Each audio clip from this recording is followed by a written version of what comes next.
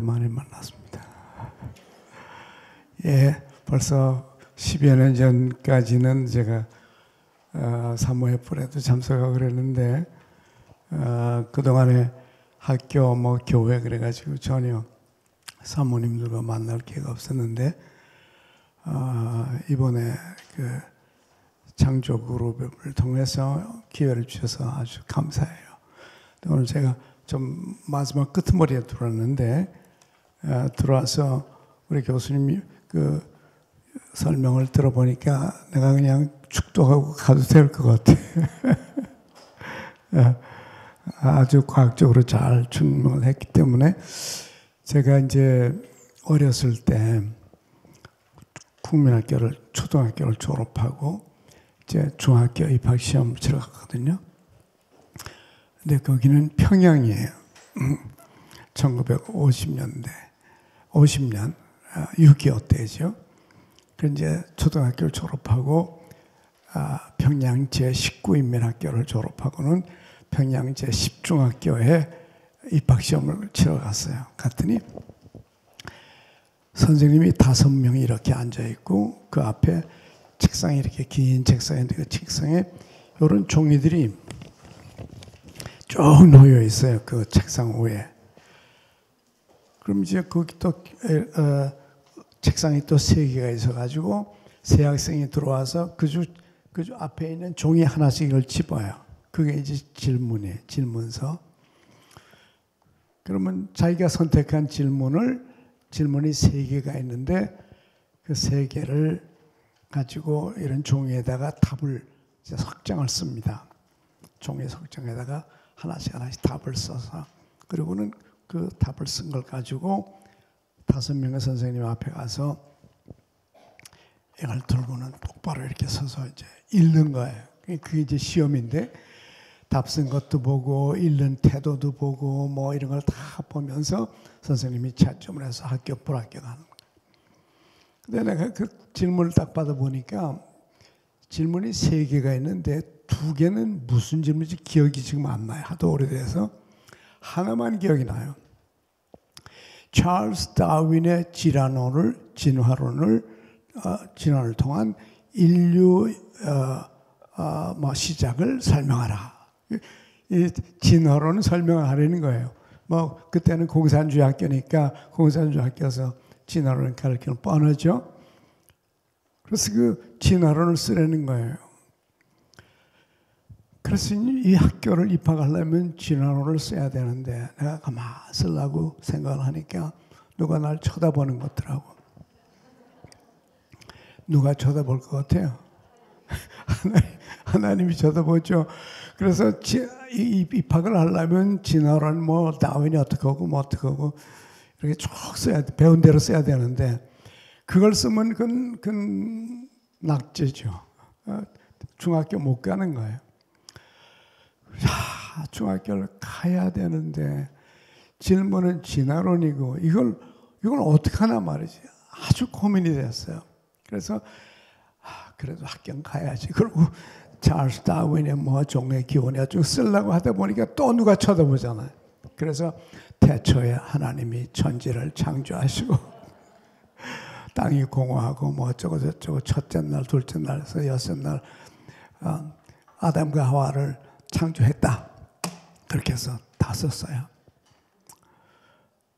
그래서 이제 선생님 앞에 가서 첫 번째, 두 번째 이렇게 사고는 마지막 찰스 다윈 것까지 창조론까지 이제 막 읽었어요. 앞에 선생님 앞에서 막 다 읽고 나니까 선생님이 땡 그래가지고 이렇게 쳐다보고는 말들을 못 하더라고. 그래서 다 읽고 이제 그걸 선생님 내놔야 돼. 이렇게 앞에다 내놓고 이렇게 전화고는 나갔어요. 확실히 떨어졌죠. 질문 세 가운데 하나가 지금 우리가 얘기하는 이 문제니까 그래가지고 중학교는 다 갔죠. 그래서 이제 그 다음 방에 갔더니 면접 시간인데 이제 선생님이 한 분 딱 계세요. 그리고는 제 입학원서를 이렇게 딱 들고 계시고 내가 방으로 쭉 들어가니까 저를 보고 내가 앞에 딱 서니까는 그 선생님이 딱 이렇게 제가 입학한 수를 보더니 너 주일날 학교 올래 안 올래? 아 이게 또 이제 이북에서는 주일날 학교 가야 되거든요. 안 가면 매 맞고 내가 3년을 매 맞았는데 주일날 교회 갔다고 월요일마다 매 맞았거든. 벌 쓰고 매 맞고 몽둥이 맞고 한 번은 쇠몽둥이로 맞고 그 초등학교 때죠. 그러니까 아마 그 입학 원서에다가 우리 그 국민학교에서 인민학교 선생님이 이 아이는 독종이다. 주일날 절대로 안 오고 이 아주 독종기 교회 다니는 아이다. 그렇게 한번 써놨는가 봐요. 그러니까 제 이름도 안 묻고 번호도 안 묻고 아무것도 안 묻고 그냥 딱 보더니 너 주일날 학교 올래 안 올래? 그래. 또 올렸구나. 나는 초등학교에서 이제 통과하고 졸업했기 때문에 이제는 해방이라고 생각하고 이제 중학교 가서는 좀 편할 거라. 이건 중학교 입학 시간 시겠다. 딱 그 질문을 너 학교 올래 안 올래? 그래서 제가 했다가 선생님 저는 학교를 매일 오겠습니다. 주일날만 빼놓고. 제가 그렇게 대답해요. 그랬더니 선생님이 나를 딱 쳐다보더니 화가 팍 나더니 자기 펜 가지고 입학원서에다가 쫙 끊는 거야. 딱 너 같은 놈 공부할 필요 나가! 그래. 또 끝났구나. 그래서 제가 선생님 앞에서 이렇게 말했어요. 선생님, 제가 꼭 중학교에서 공부를 하고 싶습니다. 제가 공부할는지 안 할는지 중학교에서 공부할지 안 할지는 선생님이 달려있습니다. 제 운명이 지금 선생님에게 달렸습니다. 선생님 공부시켜 주세요. 그러고 전화하고 나가서 그 뭐 끝난 거지. 필기시험에 또 낙제요. 또 구두시험도 낙제요. 둘 다 낙제. 필기시험에는 이 진화론 때문에 낙제고 구두시험은 주일날 때문에 낙제고.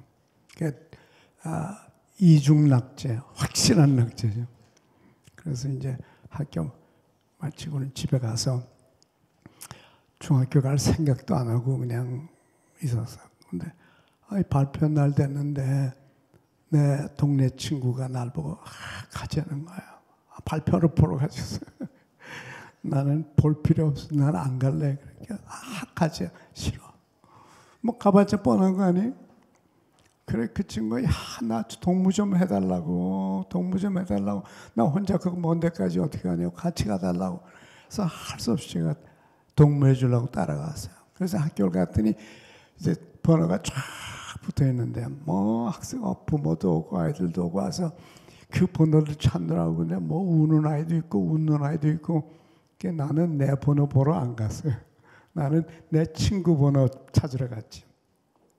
친구 번호를 찾았더니 이 친구 공부 잘했어요. 붙었어요.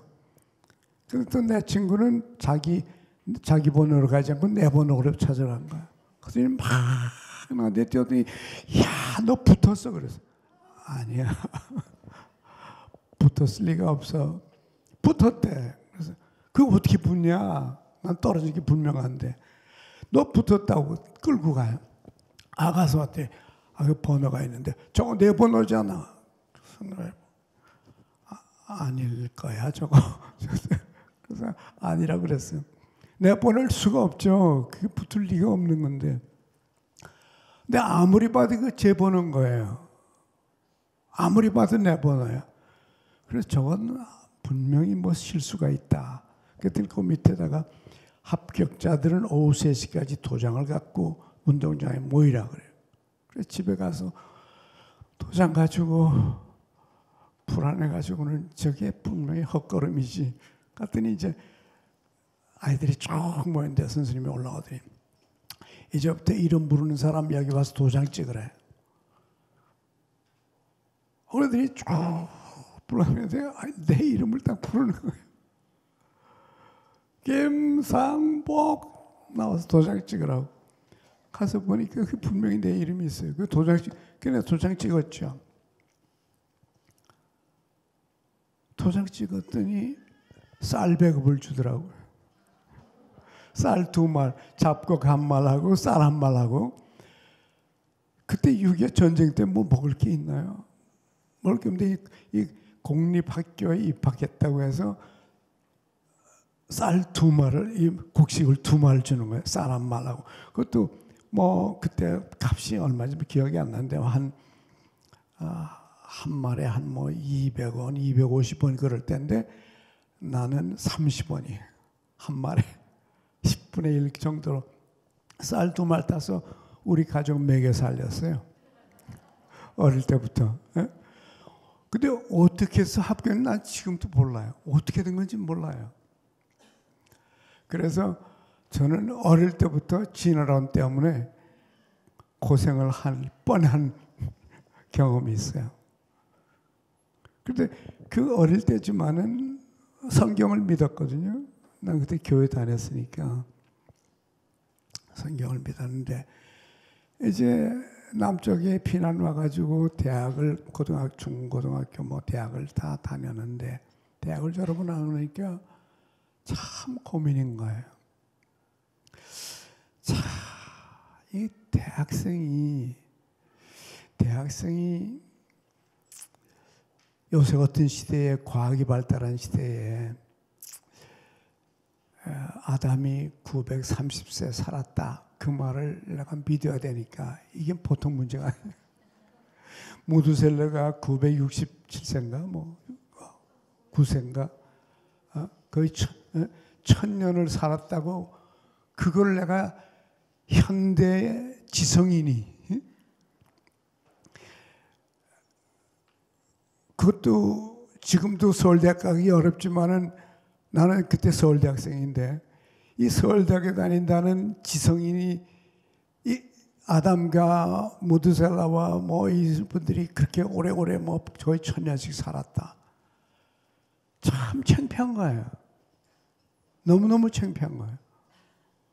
이걸 어떻게 내 신앙과 성경과 현대과학과 이거 어떻게 연결시키냐 말이에요.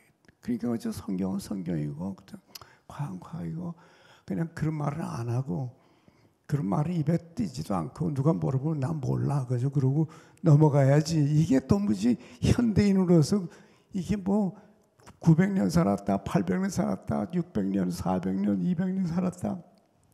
아브라함이 175세까지 살았다. 이거를 이 과학시대에 내가 믿어야 된다는 게 이게 참 안 믿을 수도 없고 믿을 수도 없고 참 힘들더라고요. 그래서 참 고민을 많이 했어요. 학생 때, 대학생 때 고민을 많이 했는데 내 미국 사람 친구 하나가 있었거든요. 대학생 때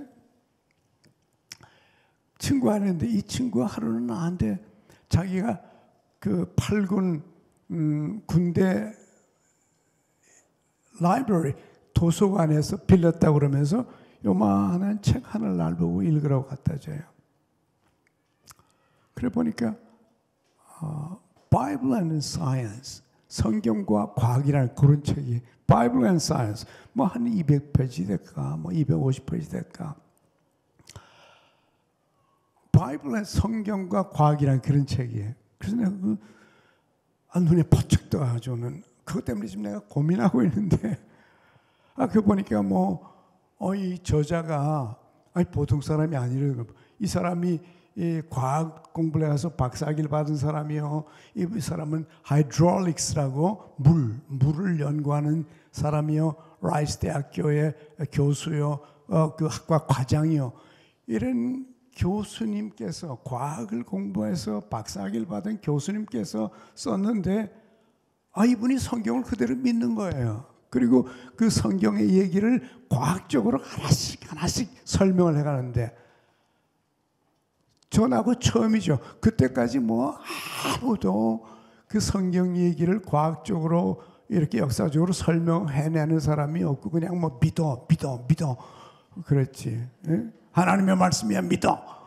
그럼 그저 꼼짝 못하는 거죠. 도저히 설명은 안 되지만 아무도 제 생애에 제가 대학교 다닐 때까지 어느 목사님도 어느 신학자도 이 성경을 과학적으로 설명을 하는 사람이 없었어요. 한 명도 나는 못 만났거든요. 그런데 이분이 이 미국의 라이스 대학교의 주임 교수님께서 이 설명을 했는데 그걸 제가 읽으니까 얼마나 통쾌하고 얼마나 속이 시원하고 이야, 이 성경이 과학적으로 설명이 되는구나. 그래서 그냥 내 마음속에 아주 희열을 느끼고 그러나 또 책은 돌려줘야 되니까 그냥 갖고 싶은데 갖지는 못하고 할 수 없이 책을 돌려주고 그러고 이 성경이 과학적으로 설명이 되는구나, 그죠? 그렇게만 느끼고 설명하는 방법이 있구나 그렇게만 알고 그냥 여러 해가 지나간 거예요. 그래서 이제 미국에 유학을 가서 기독교 책방에 가니까 옛날 그 생각이 나는 거예요. 그 Bible and Science라는 그 책이 혹시나 있는지. 그래서 갔더니 있더라고 거기에. 그래서 금방 샀죠. 사서 읽어보니까 그 책이 아니야. 그분이 저자는 똑같은데 이게 내용이 똑같지가 않아요. 그래서 이제 그때부터 미국에는 이런 과학자들이 있구나. 그래서 전 신학교 첫 해부터 이 문제를 책을 읽기 시작하고 계속 이 진화론과 창조론에 대해서 계속적으로 이제 책을 읽고 강의를 들어보고 이제 이렇게 해서 관심이 아주 저에게는 큰 관심거리가 됐어요. 그래서 이제 얼마 지나니까 성경을 그대로 믿어도 되겠다. 그대로 믿어도 아무 문제가 없구나. 그런 결론을 내렸어요. 그래서 제가 참 편하게 되고 지성인들도 공부한 사람들도 박사들도 다 이게 믿을 수 있다. 그 설명하는 길이 있더라고 말이에요. 근데 한국에도 보니까 뭐 창조과학이라는 게 생겨가지고 이렇게 그분들의 책들을 전부 많이 번역하고 사용해서 이제 그런 운동이 한국에 일어나는 걸 보고 제가 마음에 참 기뻤었어요. 그래서 오늘 이 시간에 이 얘기는 저희가 이 문제에 대해서 해결을 받은 거, 마음이 편안해진 거, 성경을 성경대로 믿을 수 있었다는 것을 그저 결론적으로 여기 제가 노트를 드렸죠. 다 받으셨어요? 네. 뭐 시간이 많지 않으니까는 간단하게만 얘기할게요. 아마 이미 설명이 됐을 수도 있겠는데 과학이 뭐냐? 과학은 눈으로 보는 거, 즉 관찰할 수 있는 거, 눈으로 볼 수 있고 그 다음에 측정을 할 수 있고 잴 수 있고 눈으로 봐서 측정할 수 있고 또 그 다음에 실험할 수 있고 실질적으로 실험을 할 수 있고 그래서 그 실험을 통해서 어떤 법칙을 찾아내는 거거든요. 이 자연의 세계에서. 그게 이제 과학인데 과학도 그 이론에 따라서 그저 한 사람의 한 학자의 의견이 있을 수 있고 그 다음에 의견이 조금 더 발전되면은 근거가 있다라고 생각하면 이제 가설을 만들고 hypothesis, 가설을 만들고 가설이 제법 많이 증명이 되었으면은 학설이라 그러고 학설이 누구든지 다 인정하면 그게 이제 법칙이 되는 거죠. 그럼 이제 진화론은 어디쯤 되냐면은 가설이거든요. 진화론은 그저 그럴 수 있다라고 설명하는 거예요.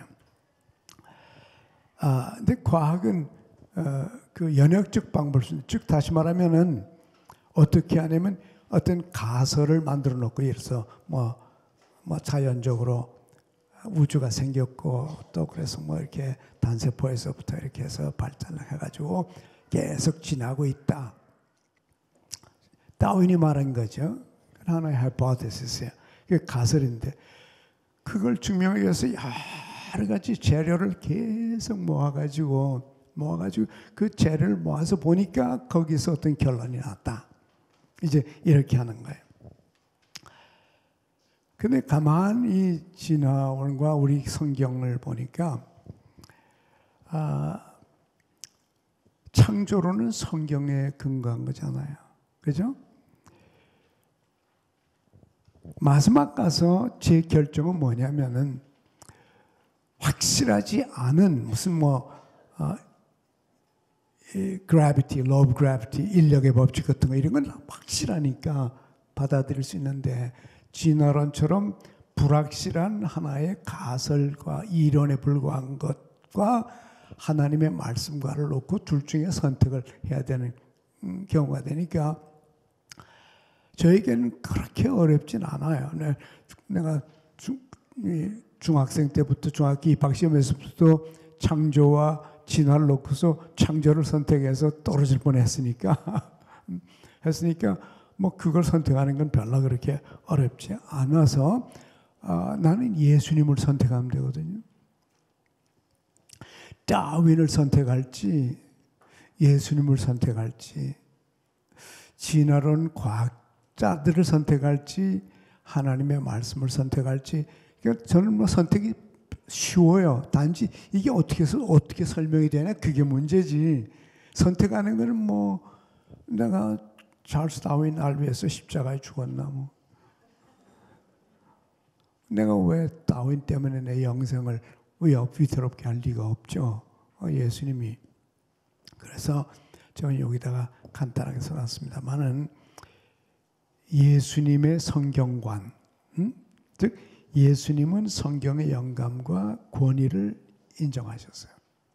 예수님은 성경에 여기도 요한복음 10장 30 성경은 패하지 못하나니 성경은 절대로 패할 수 없다. cannot be broken. 예수님이 성경은 절대로 부인할 수도 없고 더할 수도 있고 뺄 수도 없고 절대로 성경 손대면 안 된다. 그랬으면 저한테는 간단하죠. 예수님이 내 구주와 하나님의 아들인데 성경을 함부로 건드리면 안 된다. 그러니까 예수님은 성경에 대해서 권위를 인정하고 그냥 성경을 그냥 갖다 썼지 인용을 하거나 예를 들거나 그냥 이렇게 했지 성경을 가지고 뭐 이 성경이 옳으네 그러네 잘됐네 잘못됐네 틀렸네 이런 말씀을 한 번도 한 적이 없거든요. 또 성경의 권위를 믿고 성경을 사용했어요. 그래서 너희들 성경에 기록한 거 읽어보지 않았냐. 계속 성경에 대해서 어필해서 성경의 권위를 했는데 어필해서 거기서부터 그냥 결론을 내렸지 성경을 가지고 논쟁을 한 적이 없어요.